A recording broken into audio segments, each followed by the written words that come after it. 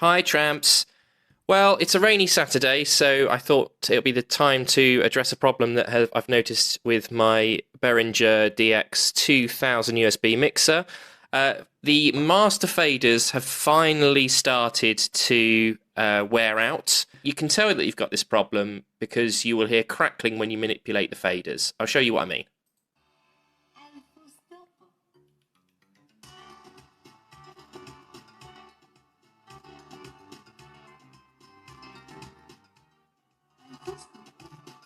So you can probably hear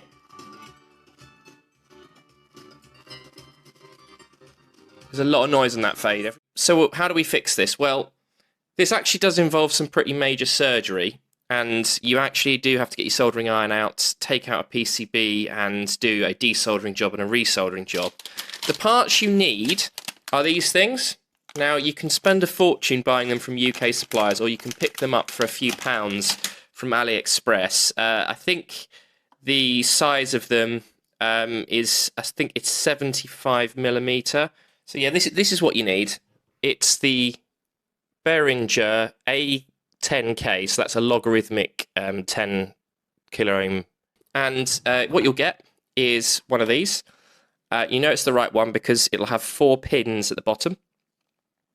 That's the bottom of it, and 2 pins at the top, slightly bent over, but you can deal with that. So what we're going to do is we're going to do a like-for-like replacement. Now, this is major surgery in terms of this mixer. What I'll have to do is I'll have to take apart all of these screws. So once again, we'll crack the case of this. I'm going to have to pull off all of the knobs on the master PCB, which sits underneath here. And then I'm going to have to undo these screws, a few of these screws here to release the PCB. And then I can get to the top of the PCB. I'll be able to then desolder the old faders, solder in our new faders, and that job should be a good one. So to get on with this and do this fader replacement, here's the kit that you're going to need. You're going to want a decent soldering iron. So here's my Heiko. It's a brilliant model. This is the FX888D. And the Behringer mixer has got high temperature solder in it, so you actually do need to set this to a decent temperature. So I'm going to go, okay, that is a bit hot. Let's go for, we'll go for around 400. Normally, if you're doing semiconductors, I like to keep it down at 320 and keep the sort of time short, but we're not. We're dealing here with a non-semiconductor discrete passive component. So we aren't going to be too bothered about momentary temperature from the soldering iron. So we'll let that warm up, and that can go up to 400. That should be enough to melt off the Behringer's solder. So you need soldering iron, you need the faders, of course, that you're going to replace, a mechanism to remove solders, solder sucker, solder wick, solder hoover, whatever you've got, some small precision screwdriver stuff to get into the case. I've actually replaced my bolts on my case. They're originally Phillips heads, and I've replaced them with hex heads just because they were a bit rubbish. And some solder, and yes, okay, this is leaded solder because I have to say I prefer it, and I'm not going to be selling this to anybody in the EU. But so those of you who want to stay away from lead, obviously you can use lead-free solder. Just adjust your soldering iron temperature and make sure you've got one with an alloy in there so you don't get a problem with tin whiskers and stuff.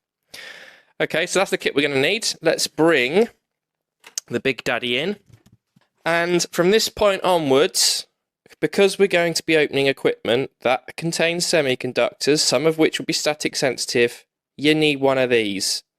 These are the static straps. This is connected to my earth, and that way I'm not going to go and blast this thing and ruin it because of a static discharge. Right. Oh yeah, something to put your screws in.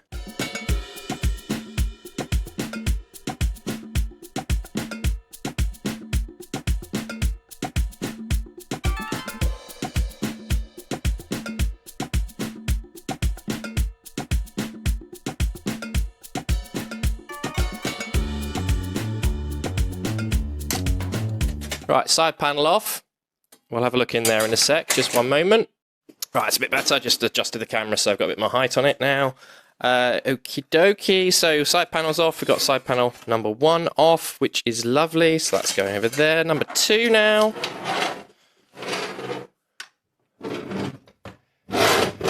it's all these little things. Here we go. Blimey. In case you're wondering what all the blue coolant tubing is, don't know if you can see at the top of the picture, I've got a helping hand that I've made out of a load of CNC coolant tubing, which I've then gone and lashed on some clips. There's another video about that if you're interested. Works really quite well.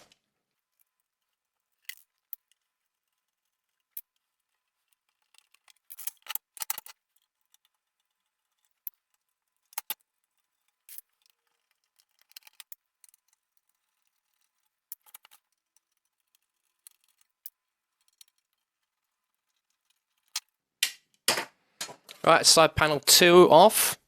I'm going to open it in a second and show you all the different pieces, but we've got a few more screws to undo. We've got 3 here, and at the back you got 1, 2, and 3. So you know what we need to do now.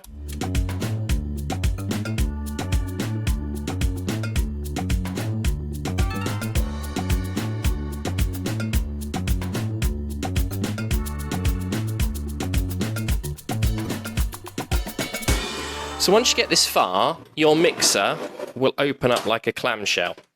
And the reason I say that is not because it's got any hinges in, it's just that you've got some ribbon cables that are connecting stuff together. So if I open it up, I've had this apart so many times that, you know, wow. We're getting to know each other very well, put it that way.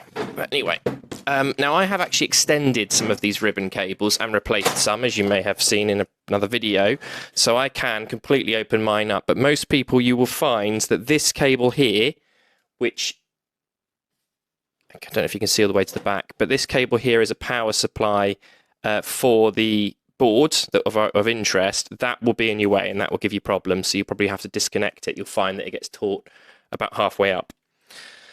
So let's have a bit of a look into here now. And I just want to point out a few bits and pieces of the anatomy. We're going to start with the base piece. Where's my pointy stick? Okay, so that's the power supply. And those of you who've seen my other video, I'll put a link up here somewhere, will know that this failed. It was the capacitors that blew. So I ended up replacing some of those capacitors with beefier ones. Out here, this is the output board. This here is the USB input board. It's pretty feeble, it doesn't do very much. Mains in comes here, and then this bit over here is my little hack that I've added. This is my microphone muting circuit. Sorry, this is the speaker muting circuit when the mic's alive that I've added. That's another separate hack. I've also, as I said, extended this cable here, and this was the ribbon cable, the rogue ribbon cable that kept cutting out, that had a completely dead or had a rubbish connection on one side, and it was causing a channel to fade away. So that's the bottom part of the mixer, but today's fun is all going to be on the top part of the mixer, and I'll show you. So I'm going to have to put this all around here, but this is the top end. This is the top of the mixer, okay? So this is where all the controls are. Anatomy-wise, you have got the input fader board here with your input faders. Remember, this is upside down, so this bit's the back of the mixer, this bit's the front of the mixer. This strip here is where all the fader start buttons are. This is the crossfader. It's a lovely optical crossfader, decent bit of engineering that. And this is the output board, and this is the thing we're going to be replacing. Now, you will find your faders situated here. The clues are these big solder joints here. This is where your faders sit. So I think that's your monitor fader, and then these are your master out faders, left and right. The fader that's giving us trouble is this one, the left one. So it's going to be this one that we'll be taking away and taking apart. I'm going to spin the whole board around in a moment so that it will be on the other side. So yeah, this is the culprit. So we'll be doing stuff with this one. I can't remember if I pointed this out. That's the headphone output. And the input faders are linked to the master mixing board via this thing. this loom of wire. I've noticed that some of these joints were a bit on the dry side, so when I took the other side of the board open, that's when I was able to identify that. Okay, so what we now need to do is we now need to get this PCB out so that we can desolder these faders and work on it. To be able to do that, we're going to have to, excuse me, pull off all these knobs, because unfortunately the way the PCB works is the faders and the pots protrude through and these knobs then come in on top. So here we go. God, you can tell which ones I haven't touched very much. Blimey. That one didn't want to go. The buttons you can leave, they protrude through from the back. And the master faders you need to take off, but the crossfader you can leave. That's a separate PCB. We don't need that one out, as we know. Okay. Next thing we need to do is we need to loosen off the PCB. That's the front of the top. That's the back of the top. Crossfader, faders, input boards, master board, headphone board. This is the one we're after.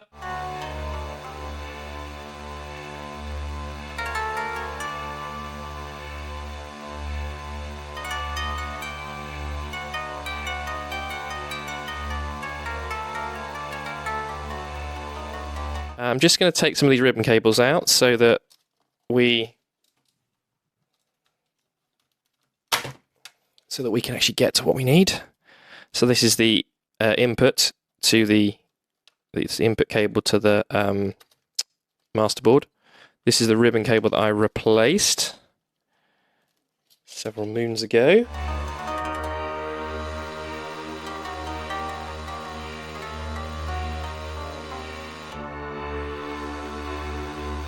You can see how they've made these all as one piece, and then what they've gone and done is punch through the edges. That's a really sensible way of doing PCBs, if you ask me. Very sensible.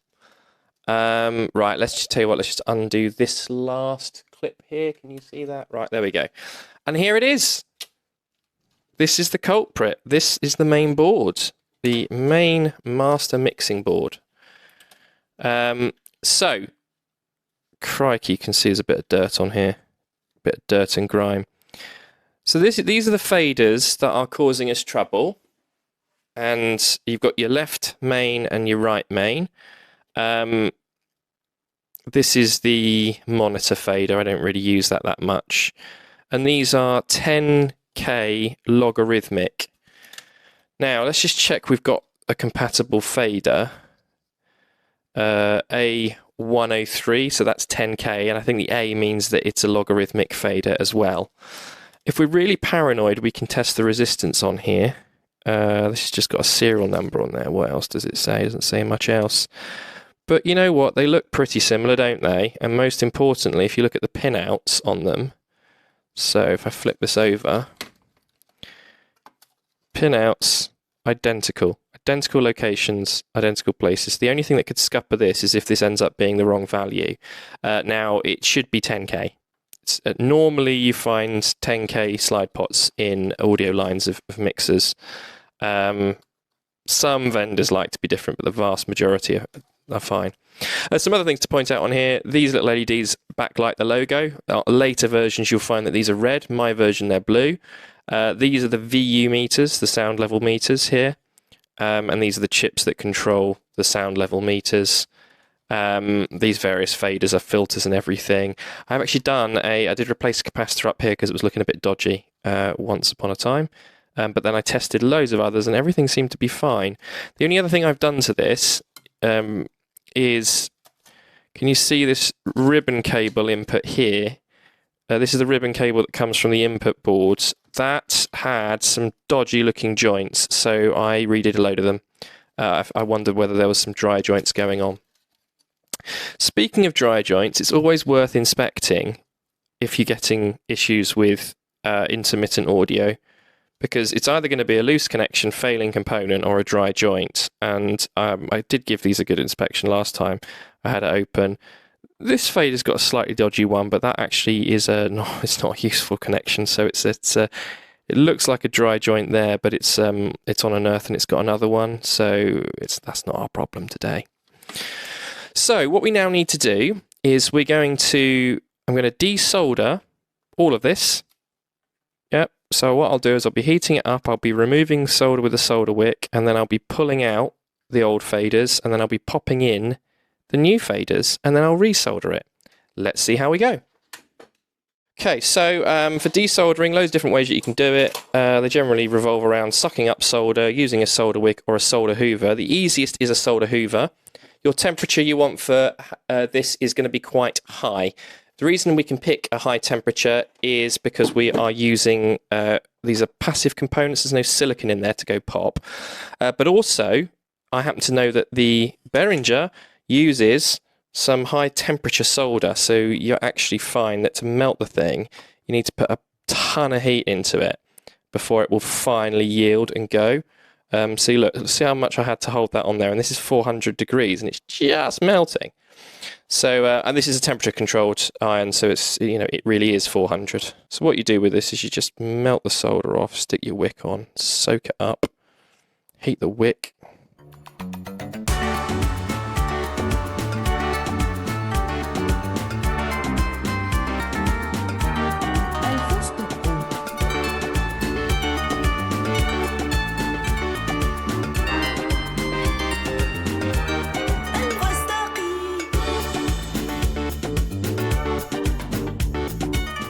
Right, I'm getting impatient. You know what that means. We're going to dial it up even further.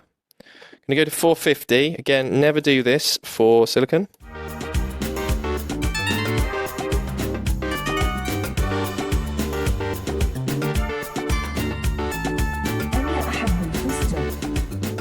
So this is using the solder sucker.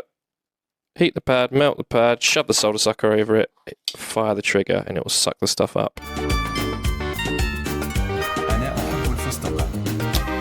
Just when you're using one of these, be careful of two things. One is you're going to get little fragments of solder all over the place, so you do have to dust the board down afterwards. It's good practice to clean your boards anyway. Two is don't melt the end of the soldering the end of the solder sucker.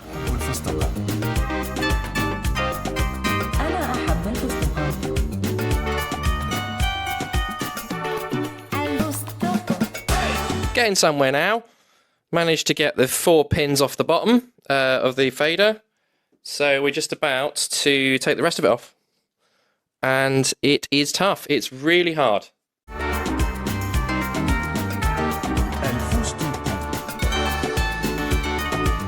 amount of heat I've had to put into this, unreal.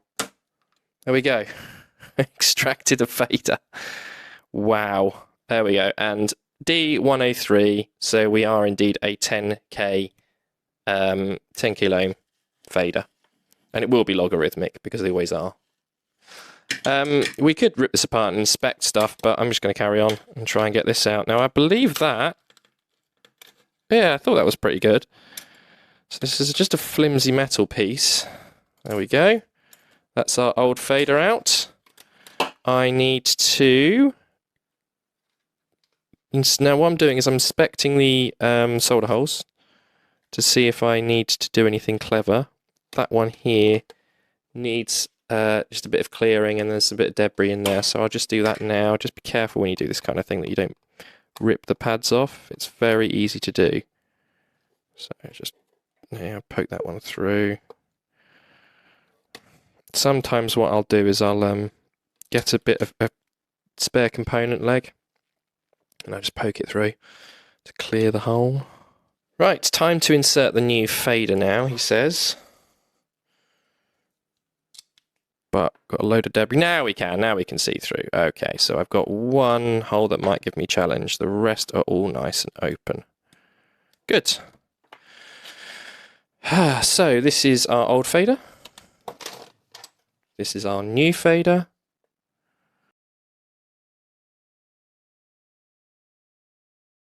Looks pretty good. So what I'm now going to do is just heat up that one solder pad so we can get this whole thing through. Same down here. Oh, come on, don't give me that. There we go. It's just these clips. These clips are a bit challenging. Now, you don't have to worry about getting it the wrong way around because it's asymmetrical. You've got 4 pins on that side, you've got 2 on that side. So now we can solder it. And this should be far easier because I'm using proper leaded solder. That pin's doing nothing. We don't need to use it. This pin is extremely important. We absolutely do want to solder this. Good. We best solder the earth in.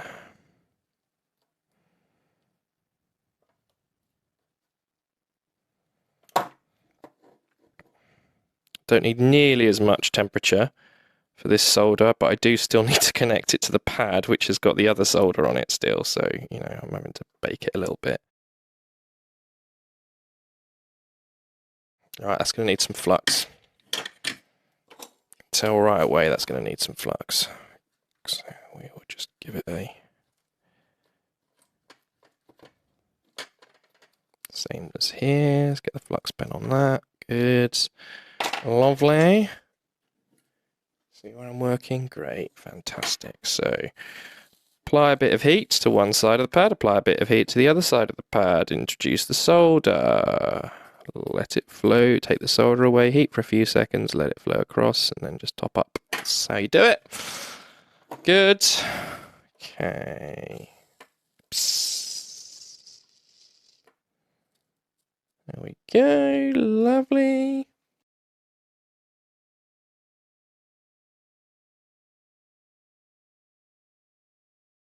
Next thing, check our joints.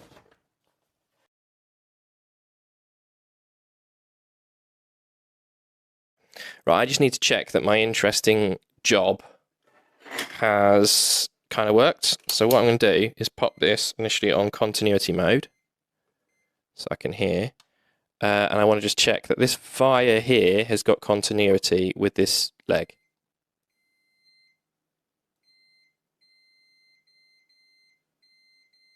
So that's not a dry joint, which is good. Okay, now what we need to do is we need to test the resistance across the whole thing.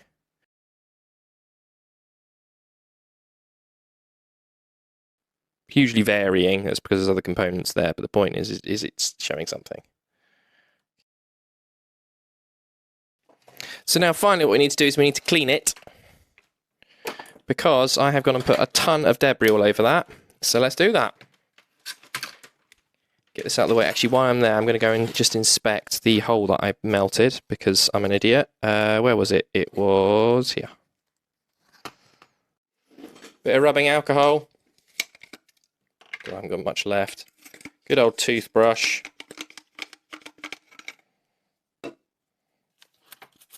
Turn the soldering iron off if you're sensible, because you don't really want to go and ignite alcohol if you can avoid it. Probably will at 400 degrees, be close to igniting it. And just give a scrub to the areas that you've worked on.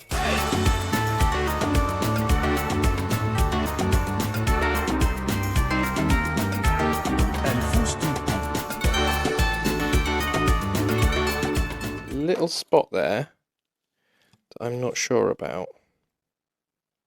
So yeah, I think it's the second pin here is deliberately meant to be shorted to ground. So I think that one is your ground pin. We can prove that actually. So we go to continuity testing mode. Grab our probe. Find something that's absolutely definitely grounded. Right, that's clearly a grounded pin. Test it. Short. Short. Not short. Not short. Not short. Not short. Not short. Not short. Short. Short. Short. Not short. Not short. Not short. Not short. Short. Short. Perfect. That is exactly how it should be. Reassembly time. So when reassembling, I can absolutely guarantee, bet your bottom dollar, that you'll forget to connect something. So it just pays to double check. Still make sure you got your wristband on, because, you know, until this thing is plugged into a connection that has got a nice earth on it and the PCB is all fully enclosed, there is still risk of electrostatic discharge causing you trouble. Paranoid amongst you could give this interior a big dust down. I can't be bothered. Now this is where we've got to get all our little knobs through the holes again. Actually, that was quite easy. There we go. Good. Before I screw anything in, I connect it all up. Unless there's something that's going to obstruct a screw. So just make sure you seat these connectors properly. They aren't amazing. As you can see, they've had to glue them in, which suggests to me they've had models sent back to them in warranty where the connectors come away on its own.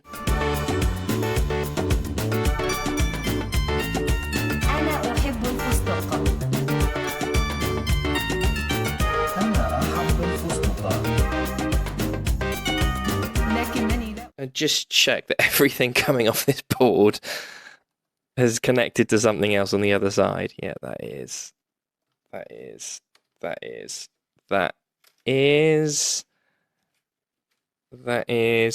fantastic. So we can now start screwing stuff back in. Keep tabs on all of your screws. If one's missing, odds are it's fallen actually into the device, and therefore you probably want to fish it out before it shorts something. Gently hand tight, don't go mad, because all this is doing is holding the PCB in. If you over tighten it, you risk cracking the PCB. And if you crack the PCB and you go through a track, game over. You're going to need a bypass. There we go. Perfect example of precisely what I just said not to do. This is also one of the reasons why I keep hemostats around.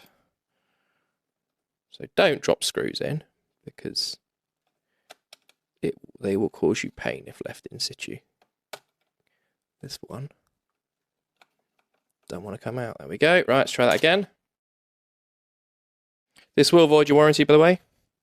I maintain that given the rate of failure of Behringer mixers, you want to keep your warranty. So, you know, if they fail within the 2 years or 3 years, just check your agreement.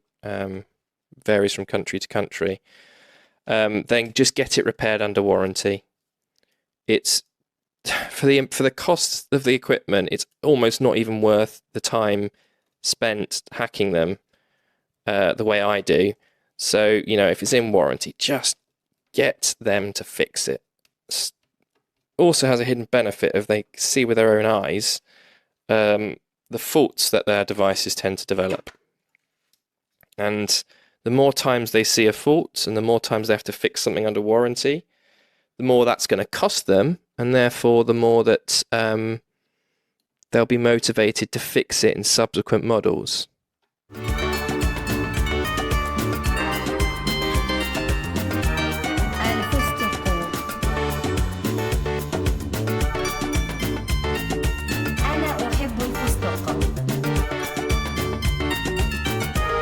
Okay, so before you do the rest of the case up, it's worth giving this a test. So my recommendation would be to position it, sort of put it in a place where you can test it, maybe stick it back in wherever it was in the studio, plug in the bare minimum, and hear how it sounds. Because you want to make sure that your fixes works before you go and do up all of those screws, because there's loads holding them. So that's what I'm going to do now. So one moment, and we'll see if this works. And if it doesn't, I'm going to swear. You do still have to put the PCB on, though, to be able to test it safely. So I've just tested it, and everything works, which is brilliant. All I did was I plugged in a output to my preamp and speakers, some amplifier and speakers, an input from my computer, and I played with these faders, and sure enough, the crackling has gone, and the loss of the left-hand channel has gone, because there is now no longer a weak contact. I had a look at the separation between the power supply and the master faders, because this is something that might be a future upgrade. If we have a look in here, you can see there's the power supply here, and there is where the faders are. If you can, I don't know if you can see that very well. Where my finger is the faders are. So there definitely is a temperature issue that's going on here. And interestingly, the hottest part of the circuit is here, right underneath the faders. But I have actually replaced in my earlier work on the power supply. I've replaced the resistors with some ceramic resistors, some proper wire wound ones that are in a slightly different position. One fix you could do is you could put some sort of shield in here, but there's not a lot to attach it to, and there's a risk of shorting stuff out. So I'm going to leave it, and I'll see what happens. But if the fault were to recur, despite the work that I've done on here, the power supply, then I think we'd be forced to come up with a heat shield. Or get a new mixer, but that's not the point of this, is it? So what I'm now going to do is I'm going to put the side panels on, I'm going to put all the knobs on, and we will be done. That's the mixer, fader replaced, and it was tough. The things I've learned from doing this are that you need a very hot soldering iron, 450 degrees, and it was just about managing it. You really want something that can hoover up the solder. You are going to have to use a bit of brute force. In the end, it was my dental extractors that were the things that got the fader out. And I did have to destroy the old fader, I was 40 anyway, to be able to do it. So to be able to get it out, and I had to get it out in 2 pieces. So yeah, it's not the world's easiest replacement, but it can be done. You know, if you are stuck with this model of mixer, it's not the end of the world. You can do these replacements. But as I say, if it's faded and it's in warranty, just do yourself a favour. Go to Behringer, tell and say, oi, sort your dodgy gear out. Could I please have a replacement under warranty? And you'll get one.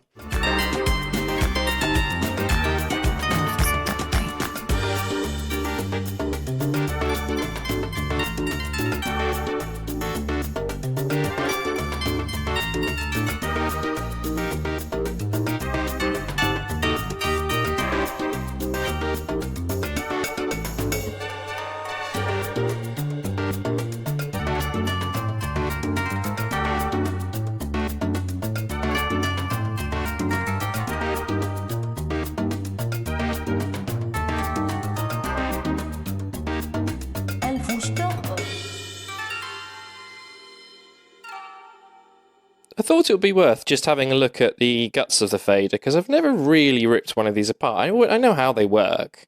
So this is it, and this is under my magnifying glass, by the way. This is the 40 fader. And there's a couple of really interesting things. First of all, can you see there are 4 tracks in there? So this is actually a stereo fader, but it's only being used in a mono configuration. I guess it was cheaper to just buy all of the same parts and reuse it. So there are 3 faders in there, and the fader for the monitor out is is used in stereo configuration, whereas these are used in monos, presumably so you can control left right. So that's the first interesting thing. So this was a stereo fader with a mono setup. The second thing is, if we have a look at this bit, so this is the brush, that the wiper that sits on top of those tracks, excuse me, that would go on there and makes contact with the tracks. And if we look at the reverse side, and I swear this is how it came out, you can see there is a load of rubbish on here. There's a load of fluff. So that's not going to have been helping matters at all. Let's try and get a better view of that. So there's the fluff there. So yeah, so you can see a load of fluff there. That won't have been helping things at all. Very fine, these brushes, and you know, there's easy to break, and you can clearly see how it's just the shielding falling off. It doesn't need much debris on there to make your contact less good. But yeah, so this is a stereo fader with a bit of rubbish on the wiper, used in mono mode.